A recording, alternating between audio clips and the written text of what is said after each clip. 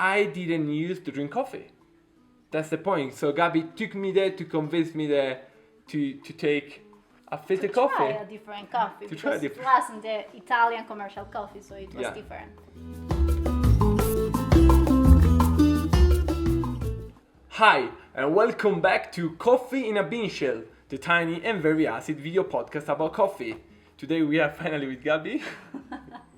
Yeah, we will see how it goes. Yeah, so many people asked about Gabby and we convinced her to show up. So today we're gonna do something a little bit different. After the 8 episodes that were kind of experiments with tiny episode about some topics about coffee. Today we're gonna share our experience always, but in a different way. For example, this episode will be about how we got into coffee, a motivational guide for beginner.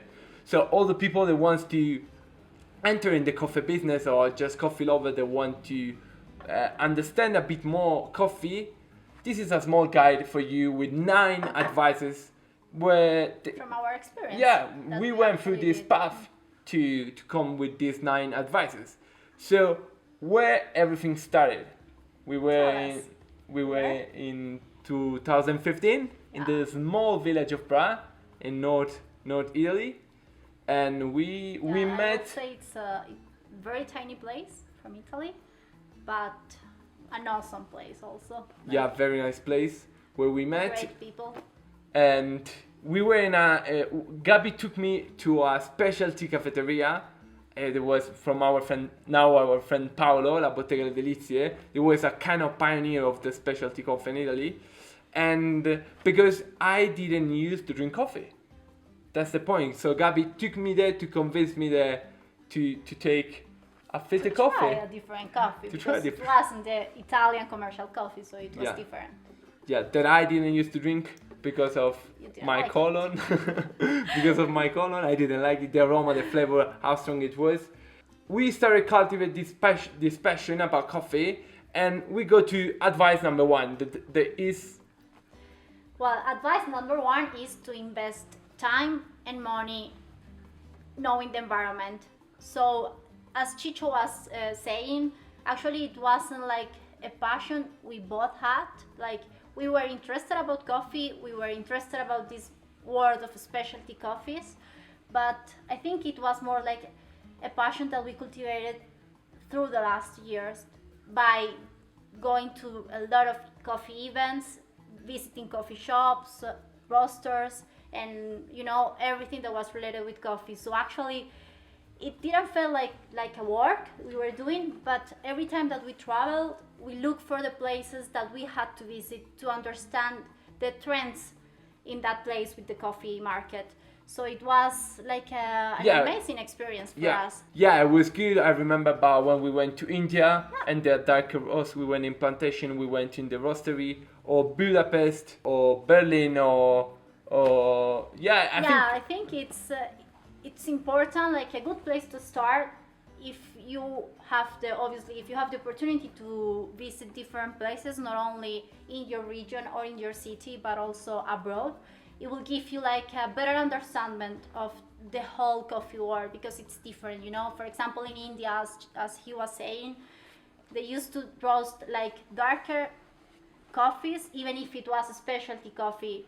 So it wasn't like a French roast coffee that's very Yeah. dark, but it was Yeah. still a little bit dark for the specialty world. Yeah, and it's cool to understand the different, how the different specialty roasters, cafeterias presents themselves, or the region, or the trend. So it was a really cool thing, and this lead us to the second advice. That is, try as many things as possible and train your palate. It's very important to try different coffees from different regions, and as a good friend always say to us is, we don't taste process. It's correct when we do professional tasting. You say, you don't taste process, but it's important to understand also to understand what do you like in coffee. If you like the bright acidity of the washed coffee, or maybe the body and a little bit of ferment of the natural coffee, or it's quite different understanding a coffee from Africa from the aromatic point of view a coffee from Africa or coffee from Latin America. So trying different things and training your palate helps you to also calibrate your palate and understanding a little bit about the aromatic profiles and the aromatic world of coffee. Yeah, and about this, I will say two things. The first one is that obviously your taste can change through time. So, for example, I remember that at the beginning I was more into the natural coffees because I mean, like, they were different from our like classic washed coffee. Yeah, and right now actually I prefer washed coffees, and I mean, like, it's okay. You don't have to like a certain kind of coffee. You can I mean, like, you can taste, you can try, and then you can decide what you like in that time. And then the other thing is that if you are in places like Europe, Australia, United States, it's awesome that you can spend time trying different coffees, like from different regions. So you can try a Burundi, Rwanda, Ethiopia, An Indian coffee, everything. Latin America, El Salvador. For example, right now in Colombia, we are only drinking Colombian coffee because actually the Federación allows only Colombian coffee. So it's okay, we love Colombian coffee, but yeah, it's cool trying different things. to train your palate, you have to taste different origins as well. So we go to the advice number 3. That's experiment at home. So I think that was a very important thing about our path, that we didn't do it at the first time because we didn't know how to brew a V60, how to prepare an AeroPress, or I don't know, a Chemex. So first we visit the coffee shops, we talk with baristas, we learned a little bit, we experienced a little bit that work, and then actually we began with a French press. Yeah, it's very easy. It's a very easy and a way to begin. And a lot of friends ask us how I wanna get into the world of filter coffee. How do I start? I would say the French press is always a good start because you don't have to worry about pouring the coffee. It's just, right temperature, right amount of coffee. Like you can vary the grind the size, temperature, the grind size. So you have still some variables that can change, but not too many. Yeah, but it's very important when you go into coffee, we started with a French press, we bought a V60, a Calita, the AeroPress, the Chemex, and every day we do different recipes with different coffees. Some of them work, and some... A lot of them don't work.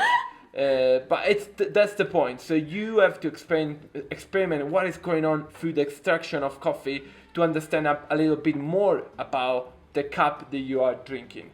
So let's go with the advice number 4. There is no one right way to do things. These specialty coffee, like artisanal beers or wines or bread or cheese. Like niche markets. They are niche markets. They're very small markets. So, and they are awesome to explore it. But there are no gurus. There is no one right way to do things. The very important thing is to listen to different people that you meet and do your own experience, understand what you feel like to do, and absorb like a sponge from the different person. And this is the advice number 5. So you have to absorb like a sponge and listen carefully to all the people that you meet to make your own experience.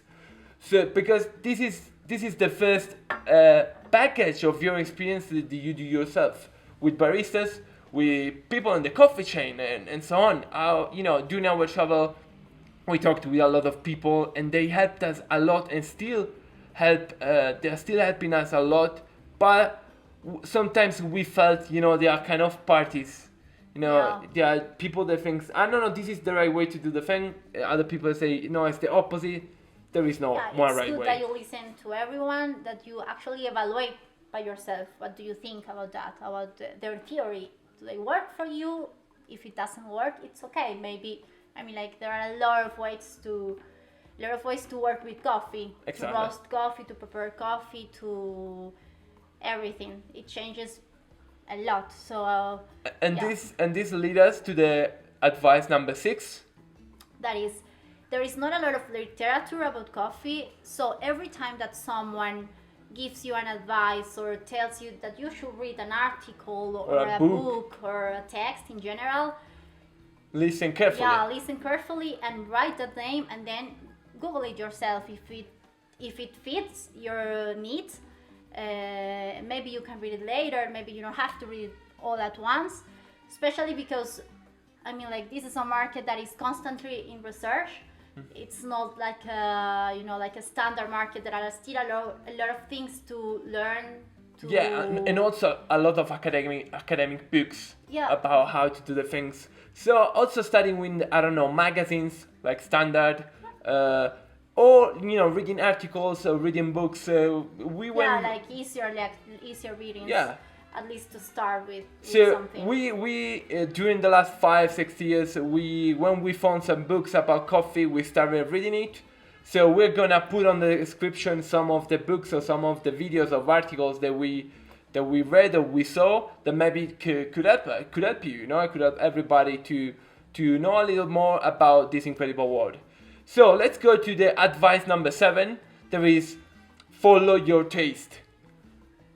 This is, we said before, understanding the different aromas from the different regions, but there is no a good coffee in this moment that you have to like it. There are so many different trends. For example, now there is a huge trend about this fermented coffee, anaerobic lactic coffee. Yeah, quite over fermented. Yeah, let's say quite over fermented coffee. And as our experience from natural wine, we drink natural wines and we love it, but we drink clean wines. Yeah.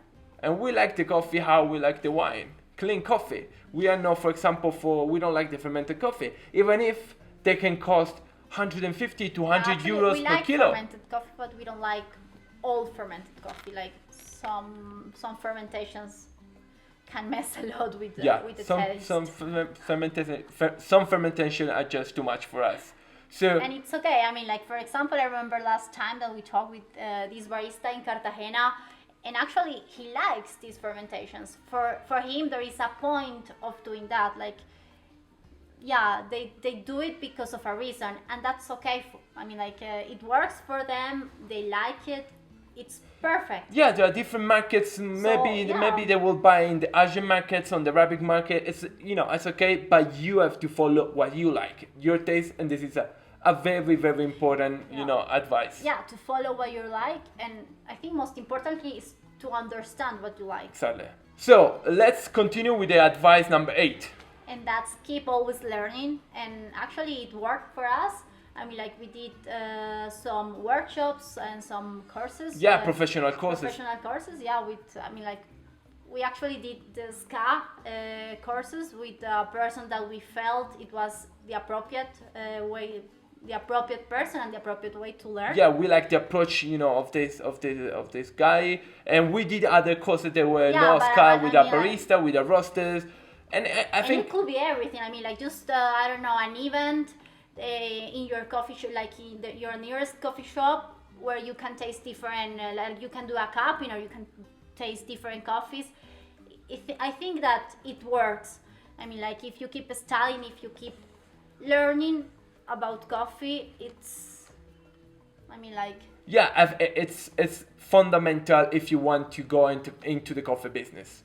So, as we said before, there is not so much literature. So if you want to understand the chemistry of coffee, or if you want to understand what is going on behind a cup from the aromatic point of view, from the process point of view, it's very important to do professional studying with professional courses. We took a green coffee courses, and sensory analysis, roasting. So it's very important to follow this kind of path if you want to go into business school. Because in this way you can balance, balance your taste. You can calibrate yourself, and you can understand when someone is talking about a specific aroma or a specific characteristic in coffee. I think it will help you to understand and to have more words to describe coffee, and not only the cup, but also to understand what's going on in production, in origin, and that's the advice number 9. It's the most difficult one, but for us, I think it's the most important. If you have the chance, get to know the origin.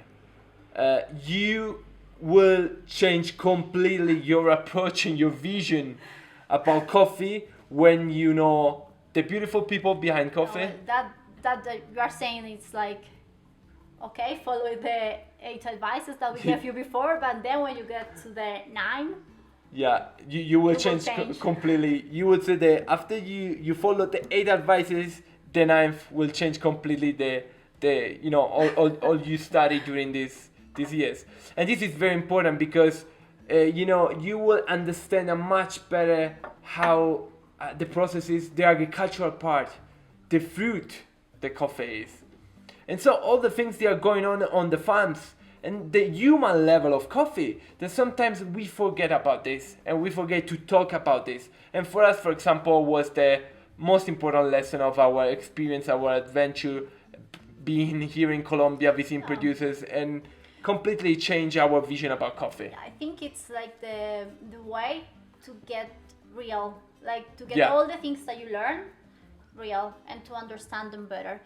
For example, we are the first ones, I think, like everyone in the specialty coffee world, we like our coffee made by perfectly ripe red cherries. Yeah, the image of the perfect ripe cherries. It's it's the image of the specialty coffee. And you then know? when we went to visit the producer, when we stayed there, and when we worked, when we picked all these cherries, we understood Yeah, the difficult to have a good cup of coffee. Like it's not like I don't know, it's not industrial process. You have to do it manually, so you get to understand better what's going on in the production in origin, and also that sometimes a producer will get green cherries, and it's okay.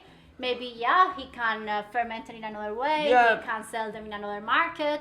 It's okay, but it's still part of the market, and you have to know. I mean, like it's better if you know it. absolutely. Also because as we were saying, this is an agricultural product.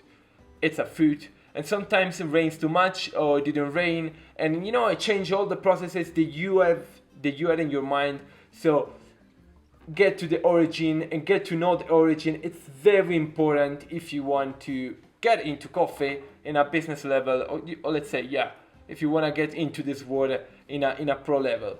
So thanks for watching. This was how we got into coffee, a motivational guide for beginner.